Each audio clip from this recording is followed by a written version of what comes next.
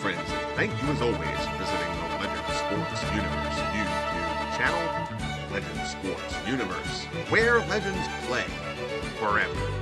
Thanks as always for tuning in to the Stuff of Legends podcast, where I try to bridge the blurred lines between sports simulation and sports reality, tying the sim gaming world and community into the real one to celebrate both, because sports simulations are a celebration of sports reality at their heart. A huge part of that is trying to recreate the magic of the great game, the what if, the wow, did I just see that? The upset, the powerhouse champion, and myriad other scenarios within the sports landscape. And nothing strikes those notes more than playoffs.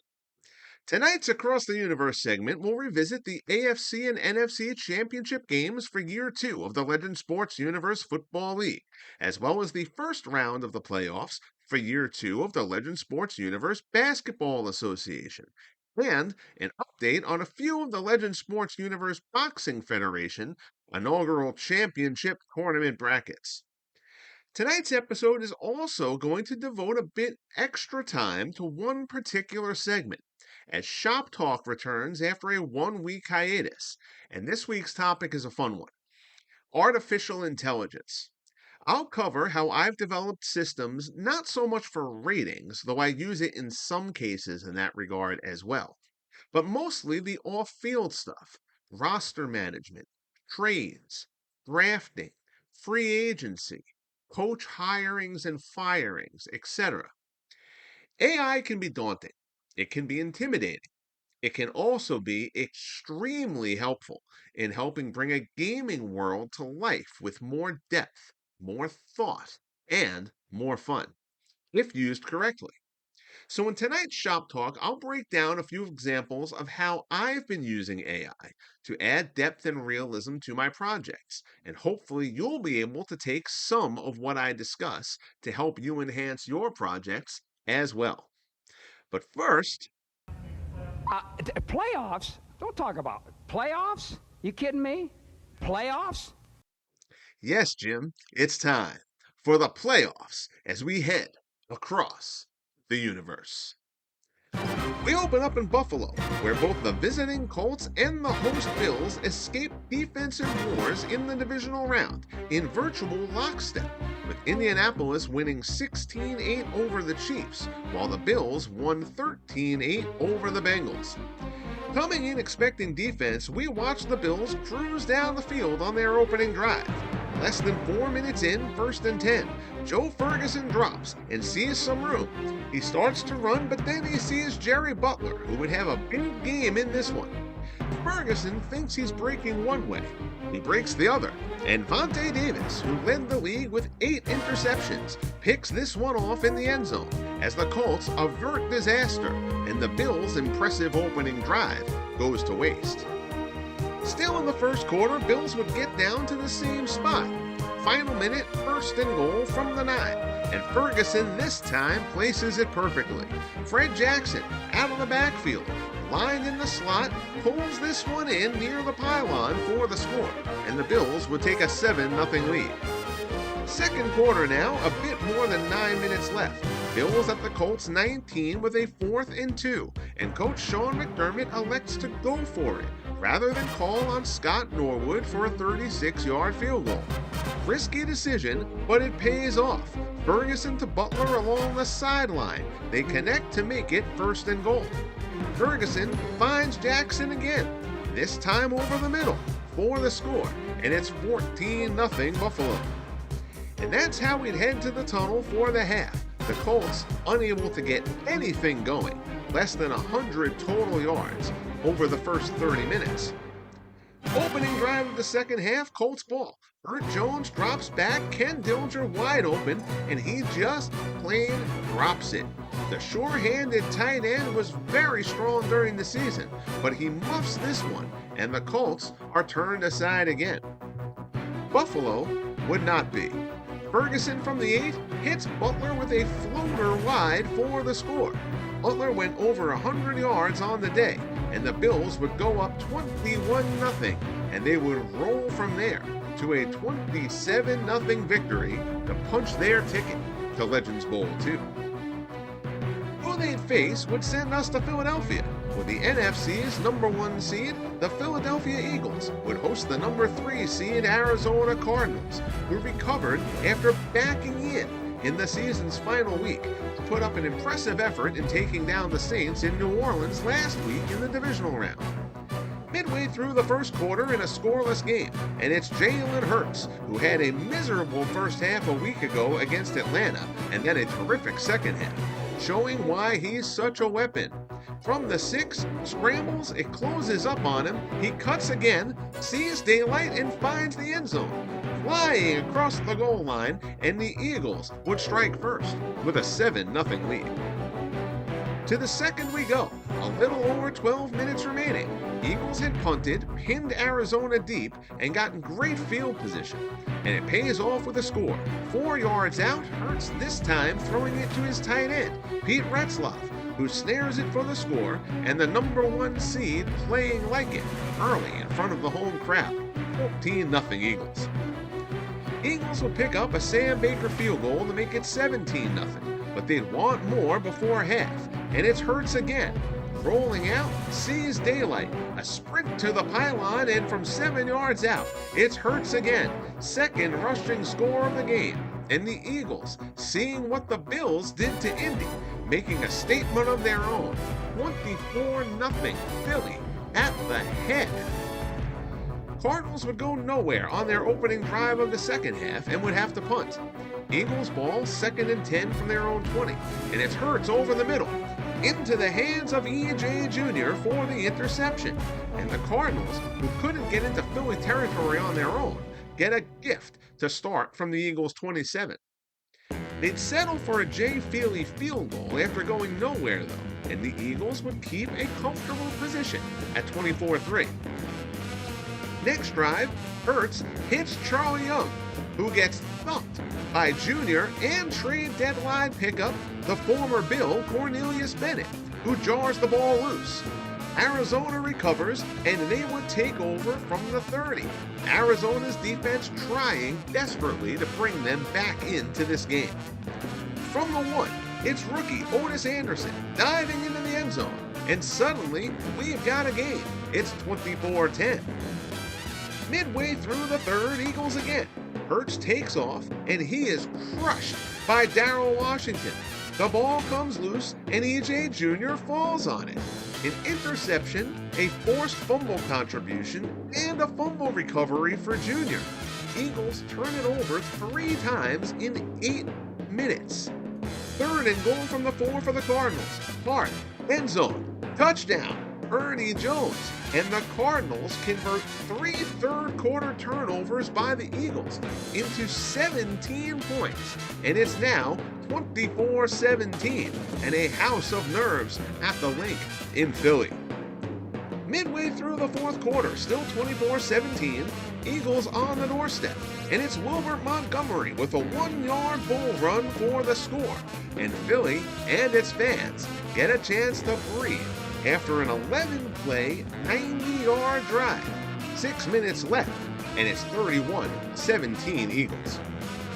A little over 2 minutes left now. Eagles ball at the Cardinals' 20, and Hurts finds Mike Quick at the goal line for the score.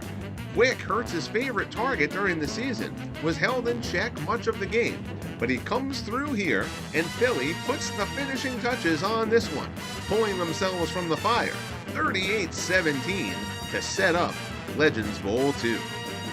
Bills and Eagles, both number 1 seeds. You can watch it here live on the channel Monday night at 9 p.m.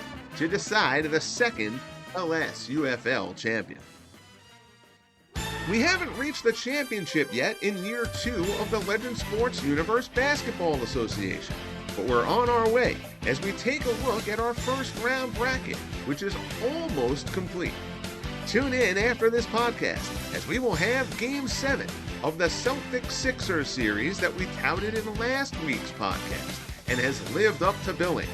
The conference's 2nd and 3rd best records, 2 of the top 5 records in the entire league. forced into a 4-5 first-round matchup. It's been a great one, and surely Game 7 will be as well.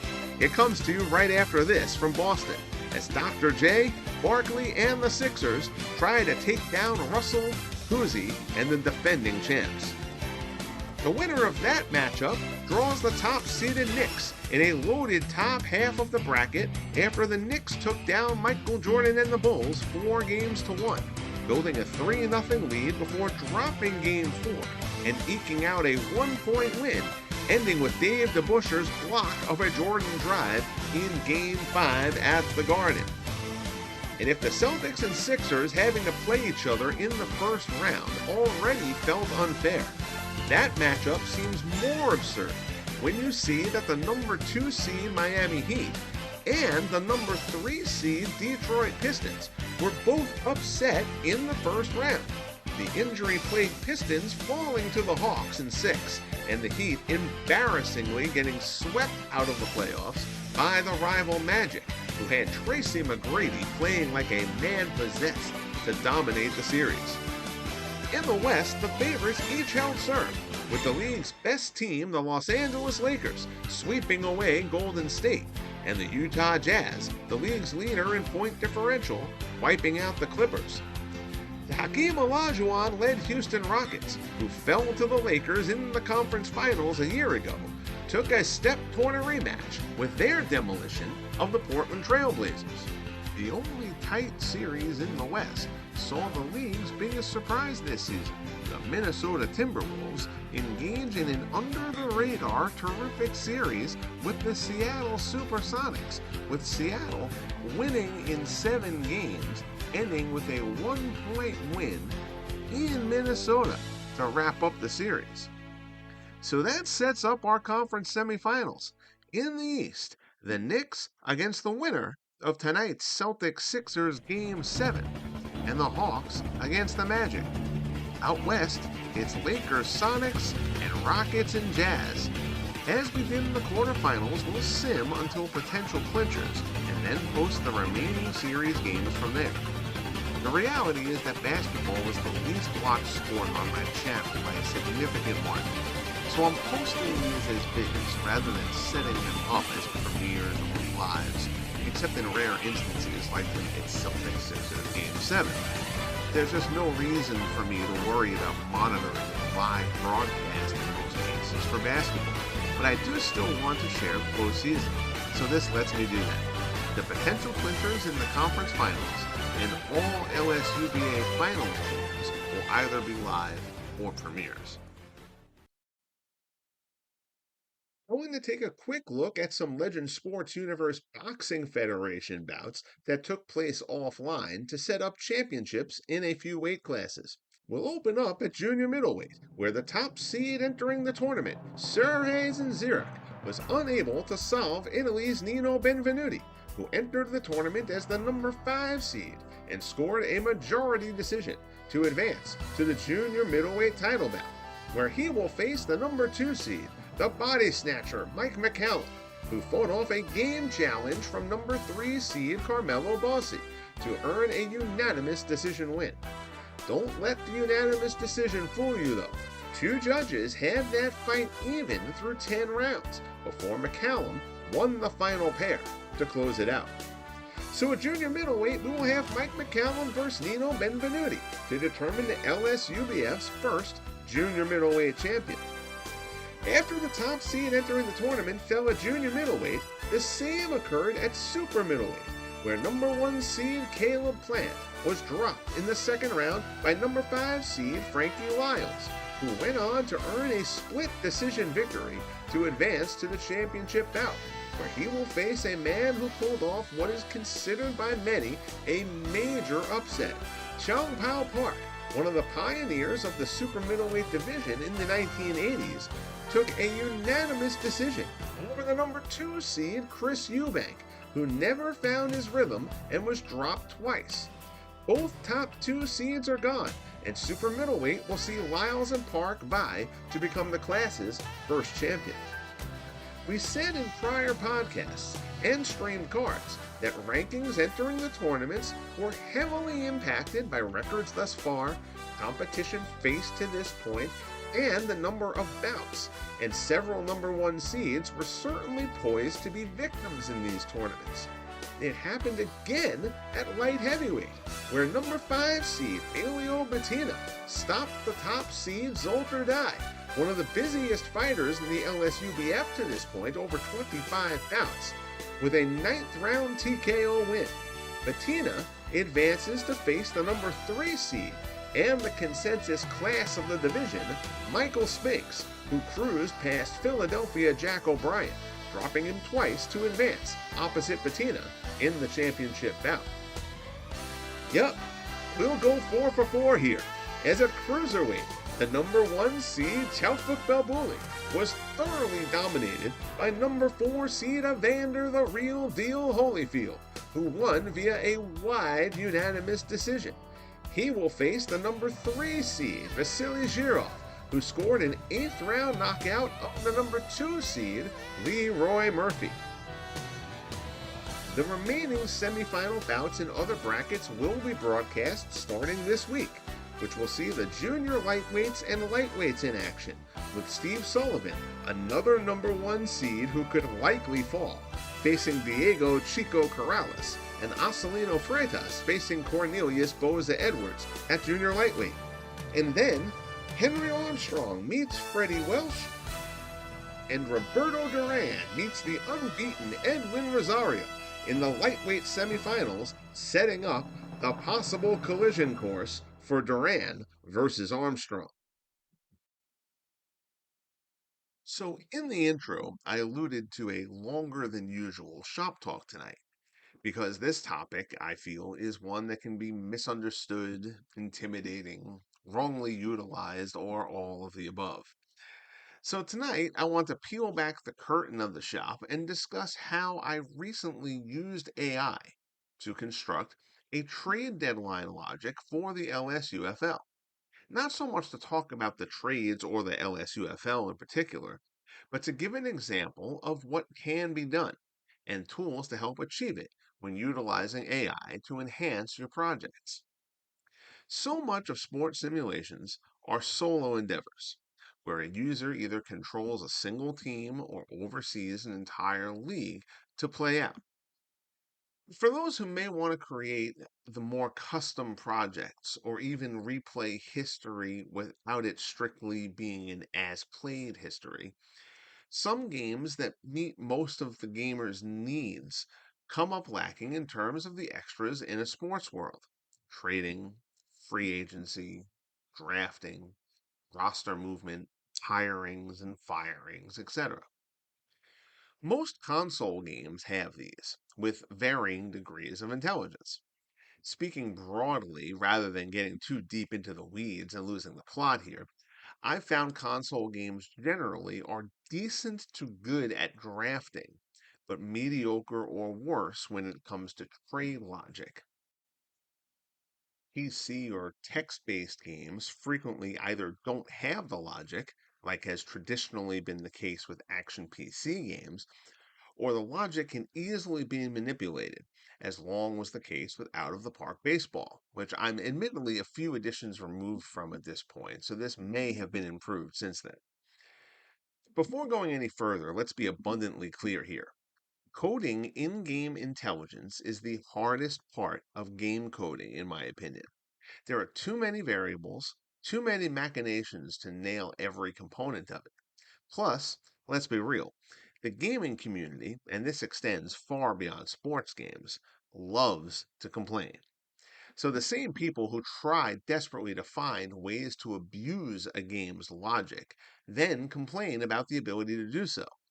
You're never going to please everyone. And my assumption is for PC and text type games, developers merely write it off as the juice not being worth the squeeze, because the difficulty of getting it right is beyond the number of people who play those games who are dying for the feature.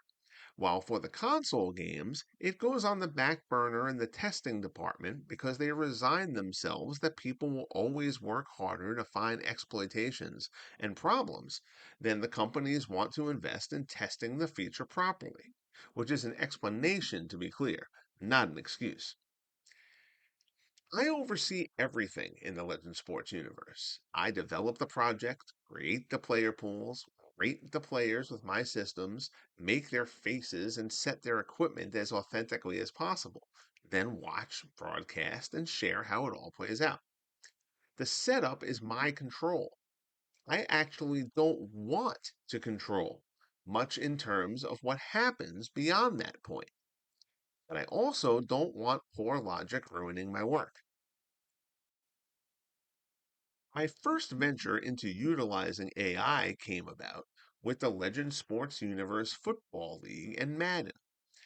Because of my development of custom playbooks for each team for the LSUFL, based on historic coaches, and Madden's limitations in using custom playbooks within franchise mode, I ran every game of year 2 of the LSUFL in exhibition mode. It meant every game was played out, nothing was quick-simmed, and all were able to use the custom playbooks, which was great, except it eliminated the mechanism for drafting and the trade deadline. I didn't want to lose the trade component. I also didn't want to make up trades myself for all 32 teams. So ChatGPT and I, well, we chatted. AI can feel technical, impersonal, but if you treat it like a tool, like a calculator that can read, it can become a terrific mind within your project and allow you to remain in an observational capacity when you choose to do so. Tonight, I want to walk you through the specific process I used to build the AI front office for the Legend Sports Universe Football League. Not just to show you what happened, but to show you how to do it for your own projects. Step one is to define the logic. Don't just ask the AI, who should the Cleveland Browns draft? If you do that, it will just guess. You have to teach it how to think. I started with a simple explanation of what I wanted to do, and then asked it what it needed from me to pull it off. By doing that, I let ChatGPT tell me what it needed instead of me guessing or providing some items because I assumed, and then having it not aware I had other items that I could provide. So I asked, and it gave me the following that you can see here on the screen: a team input template that includes an offensive summary, a defensive summary, notable strengths and weaknesses, key players under contract. After that, it also told me exactly what it would produce for me. An example output here showing draft targets of rounds 1 through 5. And it's not just saying the positions there, but it's saying why. It's giving you the thought process that it's going through with notes down at the bottom. It then asked me, would you like me to create the weighting logic framework next? So I can show you how I'll decide which positions rise to the top based on the team data. That will ensure consistency before we start running team by team analysis. So now it has not only given me the information, but now it wants to show me the framework so we can walk through it together and ensure consistency. And it also will allow me to see what it is doing in the process and if there's something I feel like needs to be changed. So we are walking through this, we are building it together. I obviously said yes to that, and it followed up with a core concept. Every team's offensive and defensive data feeds into weighted positional scores. Each position has several trigger metrics that raise or lower its draft priority, which it followed with offensive weighting, defensive weighting, roster composition modifiers, and priority calculation. It followed that up with a draft target input template for me to use each team come draft time. While I made a couple of modifications during the process, I was completely blown away by it. I made some tweaks to the weightings, but overall I was very happy with how it set things up.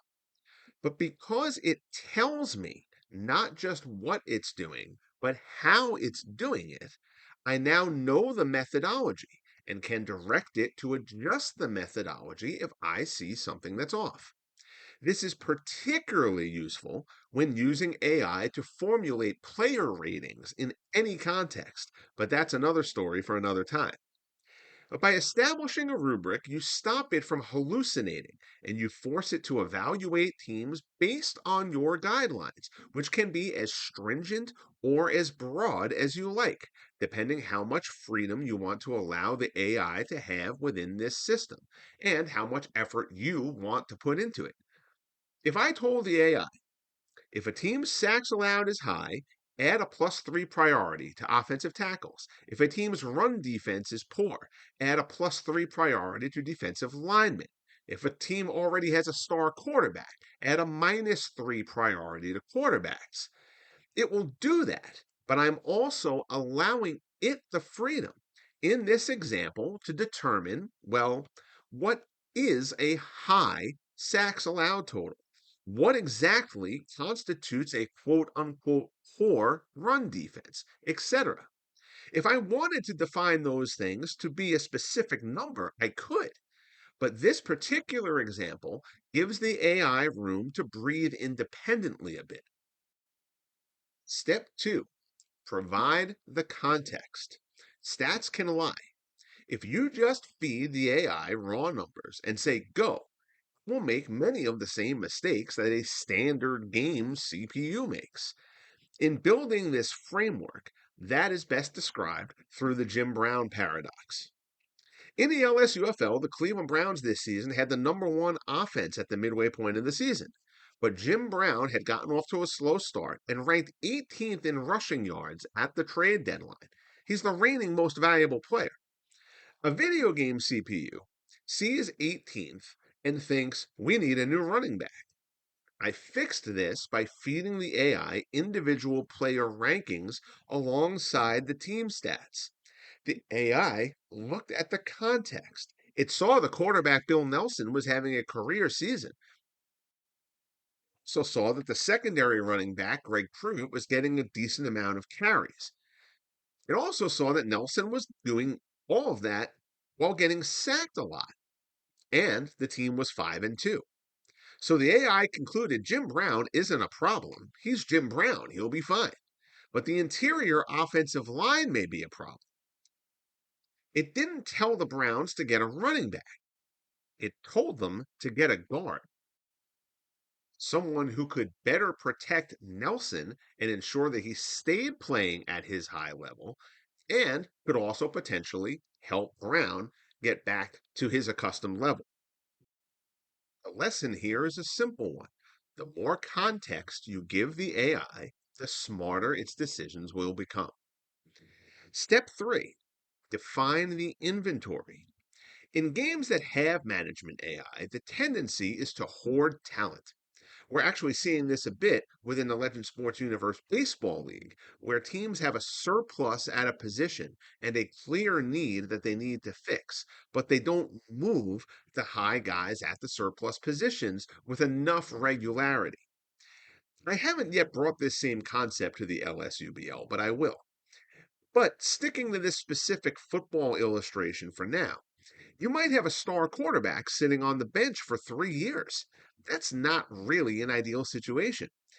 So when the initial draft focused setup evolved to the immediate need for me, the trade deadline logic, I compiled a list for the AI. Every player with an overall rating of 80 plus who was not starting. Yes, I don't love overall ratings, but they suit the purpose here. I fed this into the system, and the AI created a depth strength score. It changed the entire market. It looked at the San Diego Chargers and saw they had Keenan Allen sitting on the bench because their receiver room was already deep with Wes Chandler and Charlie Joyner leading the way. Suddenly, the AI flagged them that you have surplus assets. You're a seller in that regard. It turned ratings and performance, or lack thereof, into currency. Step 4, set the guardrails. This is the most important part. AI is smart, but it doesn't know your specific house rules unless you tell it. So you have to be the editor in chief and walk it through the process. For example, I run the LSUFL in exhibition mode because of the playbook glitch. I can't use custom playbooks in franchise mode. I developed custom playbooks for each team using the Action PC game plan data for each historic coach involved in the LSUFL. But that means I don't have a trade screen, and roster sizes are capped at the low and high ends.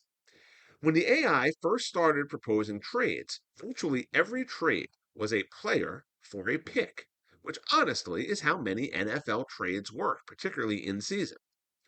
I asked, and the game answered its logic. Excellent question, and you caught a subtle but intentional design choice. And it then walked me through the timing, in season constraint, meant to be realistic short term adjustments, make sense, roster flexibility, draft picks are a clean currency. Again, it makes sense the way it explains it. Information balance. I only have verified non starter list for depth, not every starter's rating. So it can value outgoing assets precisely, but it can't guarantee a fair player for player balance without the full pool. And so, in its words, it leaned toward one way deals using known surplus to pick capital. And it made sense with one caveat. Trading a pick for a player in exhibition mode didn't really save me work because a pick in this setup is merely a player that I'll have to create before next season. But the player being moved needs to be moved now, which means the team receiving a player potentially has to release a different player to create room on the roster. So I told the AI, if a pick is the best option, do it and I will try to make it work. But if a player would be the best option, signify that, and I will provide the full pool of players at that position for the team in question so that it can determine who should move in the deal. The AI acknowledged the situation. It said why it was thinking the way it was. I acknowledged the issue on my end, walked it through why I needed it to be modified, and then we forged a solution. It's a creative partnership in that way, which is a heck of a lot of fun. ChatGPT came back with the following the trade design refinement, keeping the 17 deals came up with for this deadline as the baseline, but marked them as one of three types: a clean pick swap, preferring a player for player, or a hybrid. The best part of all of this is that it's not doing anything hidden. It's not doing anything in the background. It's walking me through its logic to establish the process. It then says, for every type B or C type deal, it'll flag the team and positions where I should provide the player pool necessary to complete the evaluation. Initially, the Chargers traded Allen for two draft picks, a third and a fifth. The game, after this last discussion, reanalyzed and recognized that the Chargers might prefer a rosterable player or two instead of the picks. It asked me for the depth pool and offensive line and safety for the Saints. And the result was Allen to the Saints for offensive lineman Andrews Pete and defensive back Brett Maxey to the Chargers. It solved needs. Allen, in particular, was very good for New Orleans after the trade, and a big reason they won the division. It thought logically and enhanced the system. You also have to watch for logic drift. In year two, Gale Sayers had a down year statistically for the miserable Chicago Bears. The AI looked at the Bears, saw the low numbers, and assumed that Sayers was washed up due to age. It wanted to trade him, find a replacement. I had to step in and correct the narrative. In this universe, at this point, everybody starts at age 22. So we're only through the second season. So everybody is 22 or 23. Age isn't a factor. Sayers was simply having a bad year, kind of bad offensive line, and a team that can't throw the ball because it has no quarterback, so everybody could key on him. AI responded that it understood. It would fully ignore age and all evaluations going forward until told otherwise. It learned the rule and it never made the mistake again. The takeaway from all of this: if you are a solo simmer, you don't have to do it alone.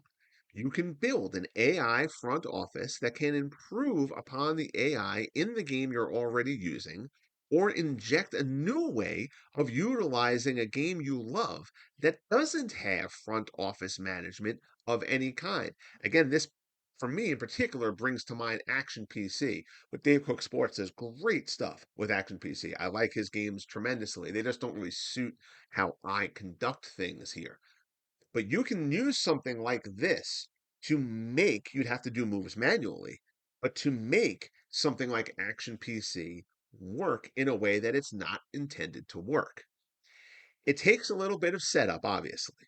You have to build the framework, you have to provide the data, and you have to police the logic. But if you do that, you stop playing a game and you start immersing yourself in a living, breathing league. And with that, this episode of Stuff of Legends will come to a close. Greatly appreciate you tuning in as always. Hope you will stay tuned because coming up next, it is Game 7 of the Eastern Conference quarterfinal series between the Boston Celtics and the Philadelphia 76ers to see who plays the Knicks in the conference semifinals. And then Monday night, after the Super Bowl is done Sunday, we will make the real finish to the football season. Legends Bowl 2, the Philadelphia Eagles and the Buffalo Bills, 9 o'clock Eastern Time. Hopefully, you will tune in for that. We will also have some more stuff on the channel this coming week. With football clearing the deck, that'll open up some space to start getting the boxing streams going and wrapping up the remaining semifinal tournament bouts. We will also be bringing baseball back onto the channel. It's been a little bit more than a week since we've had a baseball stream on the channel, but baseball will certainly make its presence this week too. And we will get through the next round of the LSUBA playoffs in year 2 of the Legend Sports Universe Basketball Association. Join me next week on Stuff of Legends, where we will cover all of those things. We will obviously do the Legends Bowl recap, the basketball playoffs recap, boxing tournaments recap. We'll also bring back drama in real life. We'll run that segment, which has been the most popular segment on the podcast to this point. We will also have an update on the status of the Legend Sports Universe Hockey League. Tune in, bang the like button if you haven't, subscribe if you haven't as of yet, and most importantly, be good to each other. And we'll talk soon. See you next week on Stuff of Legends.